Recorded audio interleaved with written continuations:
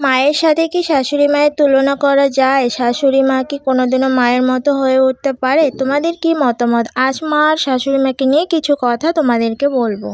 Hello everyone, আমি মিষ্টি, তোমাদের সবাইকে আমার নতুন ব্লগে ওয়েলকাম।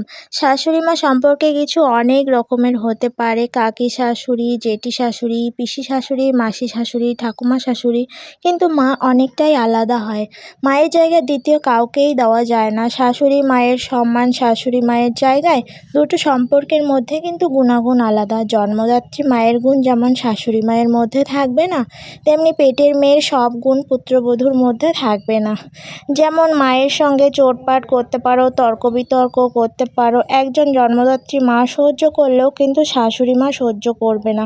যদিও বা একদিন কিংবা 2 দিন 3 দিন সহ্য করেও নেয়, তারপরে কিন্তু গর্জে ওঠে। এদিকে শাশুড়ি মা যদি মায়ের মতন করে কোনো পুত্রবধূকে শাসন করে, কোনো পুত্রবধূই কিন্তু সেটা সহ্য করবে না। তাই আমার মনে হয় শাশুড়ি মায়ের মধ্যে মাকে আর পুত্রবধূর মধ্যে মেয়েকে না খোঁজাই ভালো।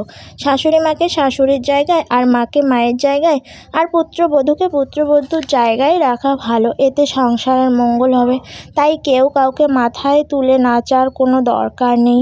যে যেমন সম্পর্ক সে অবস্থায় রাখতে পারলেই সংসার সুন্দর। আচ্ছা, এতক্ষণ ধরে কে কে ভিডিও দেখলে কমেন্ট করে যাও। আমি ততক্ষণ খাই, তোমরা ভিডিওতে লাইক কমেন্ট সাবস্ক্রাইব করো। এতক্ষণ সবাইকে অনেক জ্ঞান দিয়ে ফেলেছি, আর আমার টাইমের কাজ টাইমে না হলে আমার না পরে আর করতে ইচ্ছা করে না।